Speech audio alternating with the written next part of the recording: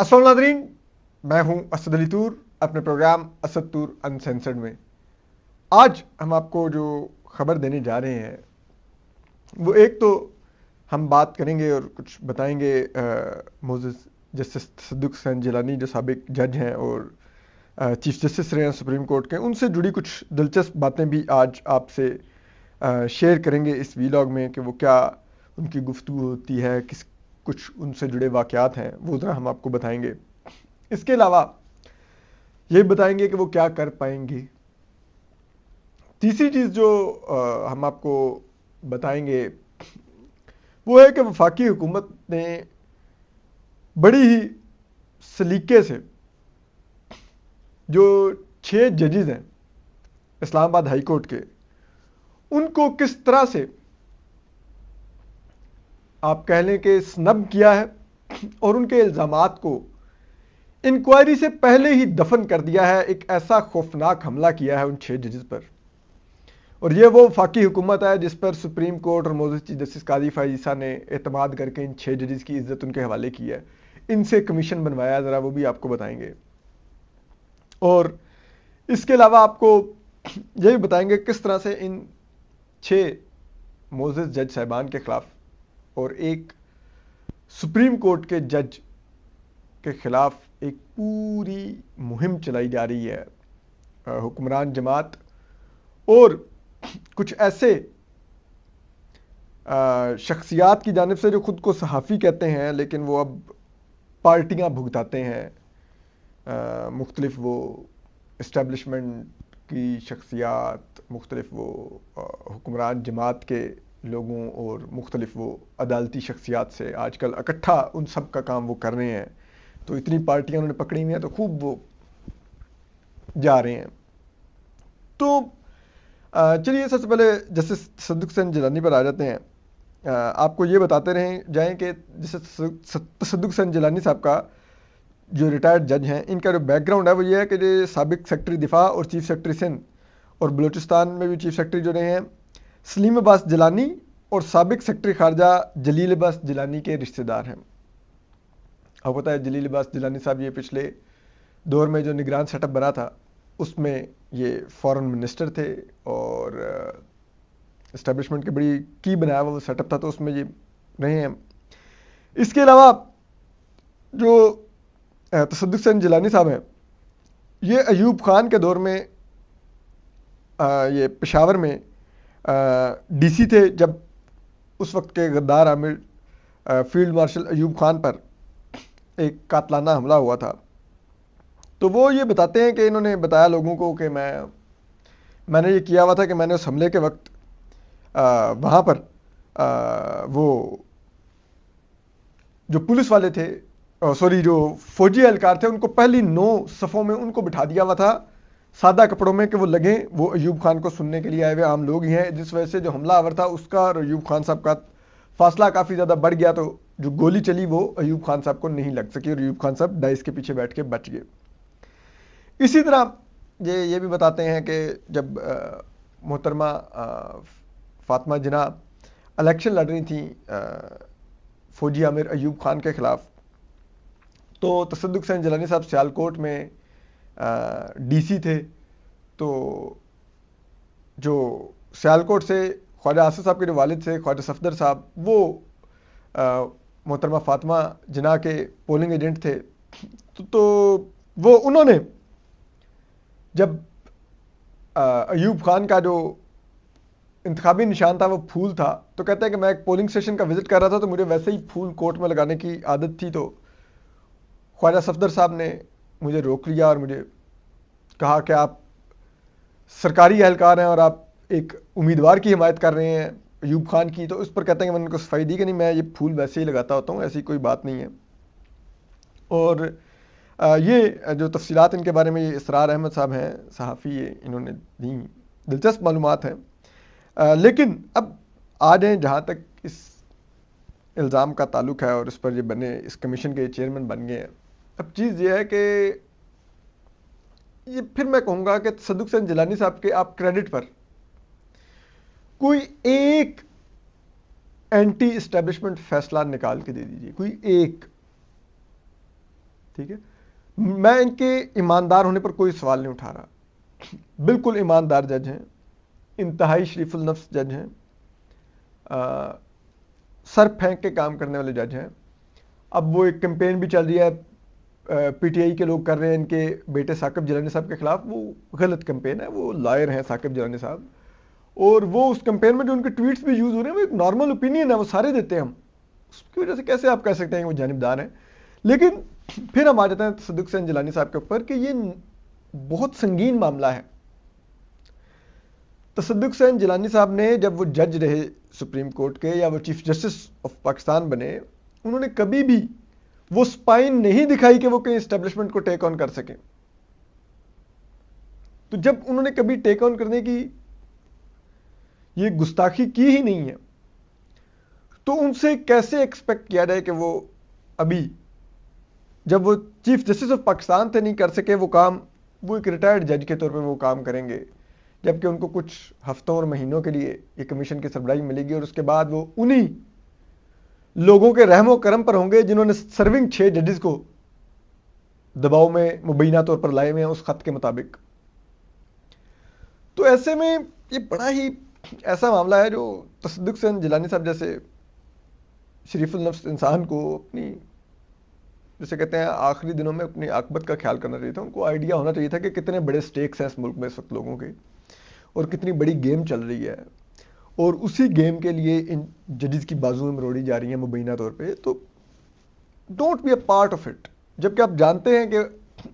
آپ چاہیں گے بھی تو آپ کو دوسری طرف سے وہ نہیں ملنا تعاون، تو پھر بھی آپ کا بیٹھ جانا، اتنے ہمارے ریٹائرڈ ججز کی اتنی بھاری ان کی پینشنیں ہیں، 10-10 12-12 لاکھ ایک ریٹائرڈ جج پینشن لیتا ہے، تو کیا یہ 2-3 ماہ کے لیے اگر آپ کو کیا ملے گا؟ وہ جو سارا نام خاک میں مل جائے گا،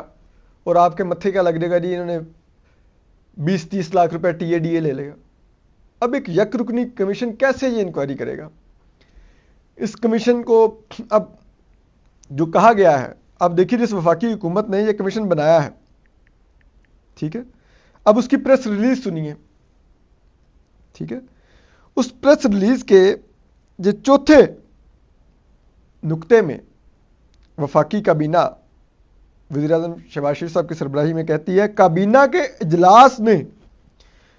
معزز 6 صاحبان کے خط میں ایگزیکٹو کے الزامات کی نفی کرتے ہوئے اسے نامناسب قرار دیا۔ ٹھیک ہے، یعنی کہ وہ چیف جسٹس قاضی فائز عیسیٰ کو بھی، سپریم کورٹ کو بھی، فل کورٹ کو بھی، اسلام آباد ہائی کورٹ کے ججز کو بھی، عدلیہ کو بھی کہہ رہے ہیں کہ آپ کے 6 ججز نے جھوٹا الزام لگایا، اور ان کو یہ الزام نہیں لگانا چاہیے تھا، یہ نامناسب ہے۔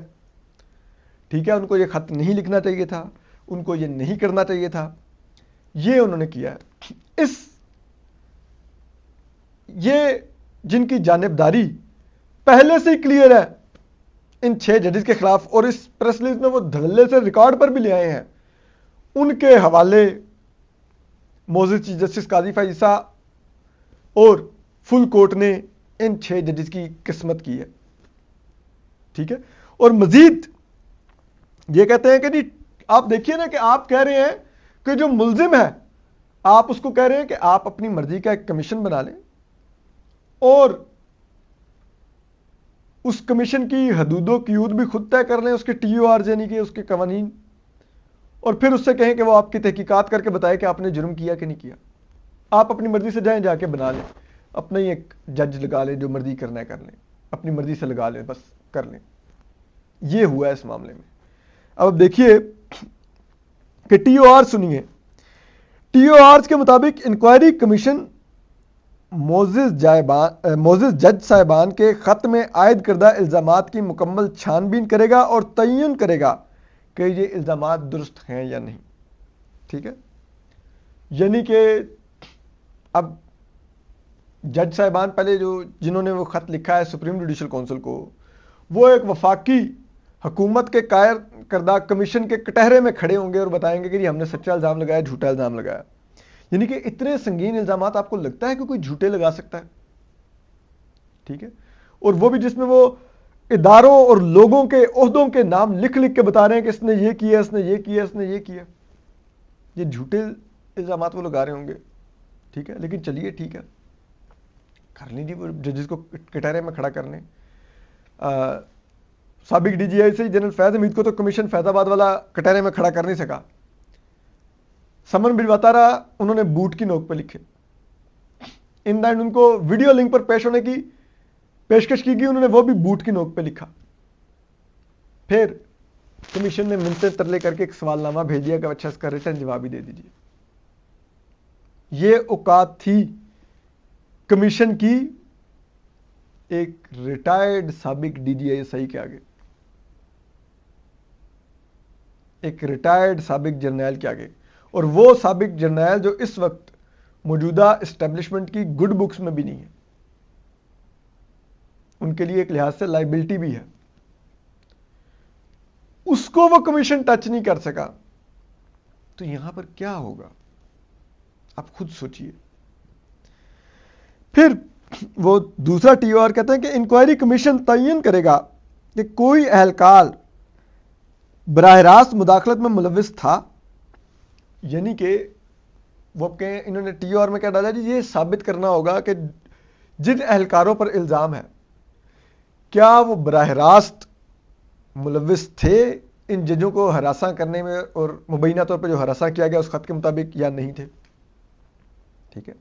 اب یہ تمام چیزیں بڑے، کوئی یہ تو نہیں ہو جاتا کہ کوئی جرنیل یا کوئی افسر خود ڈائریکٹ کال کرتا ہے جج کے موبائل پہ، جی میں یہ آپ سے بات کرنا چاہ رہا ہوں. یہ بڑے طریقے سے وہ جو اس خط میں لکھا بھی ہوا کہ رشتہ داروں کے ذریعے پیغام آ رہے تھے، رشتہ داروں کو اٹھایا جا رہا تھا، یہ ہو رہا تھا، وہ ہو رہا تھا. تو اب وہ کہہ دیں گے جی کہ ججز نے جن کے نام لکھے خط میں وہ براہ راست ملوث نہیں تھے، تو پھر الزامات ہی بنتے. ٹھیک ہے. پھر وہ کہتے ہیں کہ کمیشن اپنی تحقیق میں سامنے آنے والے حقائق کی بنیاد پر کسی ایجنسی، محکمے یا حکومتی ادارے کے خلاف کارروائی تجویز کرے گا. ٹھیک ہے، کہ یعنی کہ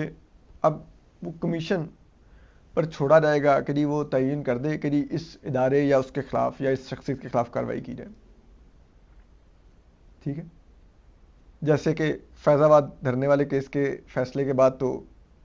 اس وقت کے D G S I lieutenant general Faiz Hameed sahab کے خلاف کارروائی ہو گئی تھی. اس وقت کے ڈی جی رینجر جو میجر جنرل تھے، جنہوں نے ادھر ٹی ایل پی کے لوگوں میں ہزار کے نوٹ بانٹے تھے، ان کے خلاف کارروائی ہو گئی تھی فیض آباد دھرنے کے فیصلے کی روشنی میں. جیسا کہ D D I S P R جو تھے اس وقت کے، اور موجودہ وہ لیفٹیننٹ جنرل ہیں آصف غفور صاحب، ان کے خلاف کارروائی ہو گئی تھی. ٹھیک ہے. ویسے ہی پھر یہاں پر بھی آپ کہیے کہ کارروائی ہو جائے گی. ٹھیک ہے. پھر اس سے آگے آئیے، اب یہ کمیشن کیا کہہ رہا ہے، تو کہ ٹی آر او کیا کہہ رہے ہیں، ٹی او آر کیا کہہ رہے ہیں. کمیشن کو یہ اختیار بھی ہوگا کہ وہ انکوائری کے دوران ضروری سمجھے تو کسی اور معاملے کی چھان بین بھی کر سکے گا، یعنی کہ جانچ بھی کر سکے گا کسی اور معاملے کی. ٹھیک ہے. وہ کمیشن یہی کام کر لے بڑی بات ہوگی. آپ کہہ رہے ہیں کہ وہ ٹائم اس کو مزید دلوانے کے لیے تاکہ ایشو ٹھنڈا ہو کے ختم ہو جائے، وہ کہیں گے جی اس کے اندر سے اور بھی معاملات نکل رہے ہیں، ہم اس کی تحقیقات کر رہے ہیں، اب اس طرف جا رہے ہیں، اس طرف جا رہے ہیں، اور کمیشن چلتا رہے. تو آپ اندازہ کیجئے نا کہ یہ کس انداز کا یہ کمیشن بنوایا گیا ہے اور یہ کیا گیا ہے. اس سے کیا کسی کو ملے گا، کیا ہوگا. آپ کو لگتا ہے کہ یہ کمیشن ٹھیک ہے، جبکہ وفاقی حکومت کابینہ کہہ رہی ہے کہ ججز کے الزامات جو ایگزیکٹو کی مداخلت کے ہیں ہم ان کی نفی کرتے ہیں، ان کی تردید کرتے ہیں، انہیں ریجیکٹ کرتے ہیں، انہیں مسترد کرتے ہیں اور ان کو نامناسب قرار دیتے ہیں. تو پھر کمیشن کس بات کا بنایا بھائی؟ بہتر تھا نا پھر سپریم کورٹ خود ہی لے کے معاملہ چلتی. جس حکومت پہ چھوڑا وہ تو کہہ رہی ہے ہم نے بغیر انکوائری کے تردید کر رہے ہیں کہ ججز جھوٹے الزام لگا رہے ہیں. لیکن وہ کیا ہونا ہے، جناب میاں شہباز شریف صاحب جو پرائم منسٹر ہیں، وہ آج کابینہ کے اجلاس سے خطاب کرتے ہوئے کہہ رہے ہیں کہ جی ہماری میری جب چیز قاضی فائزہ سے ملاقات ہوئی تو انہوں نے کہا جی کہ میں ملکی مفاد کے لیے، معیشت کے لیے آپ کے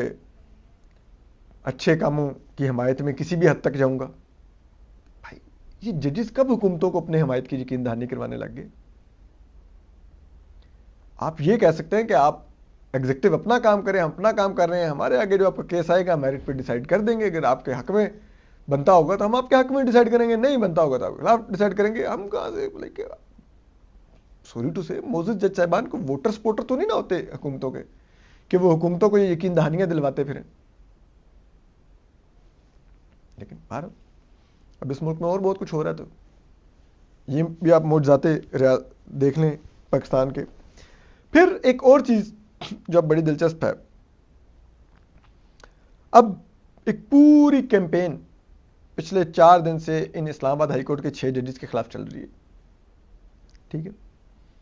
اور جیسا کہ ہم نے آپ کو بتایا تھا کہ فل کورٹ کے اجلاس میں بھی اختلاف رائے ہوا ہے، تو اس اختلاف رائے سے پھر کوئی تو ناراض ہوا ہوگا، تو وہ جو ناراض ہوئے ہیں ان کے قریبی لوگ جو خود کو صحافی کہتے ہیں، وہ اب ان کے خلاف کیمپین چلا رہے ہیں،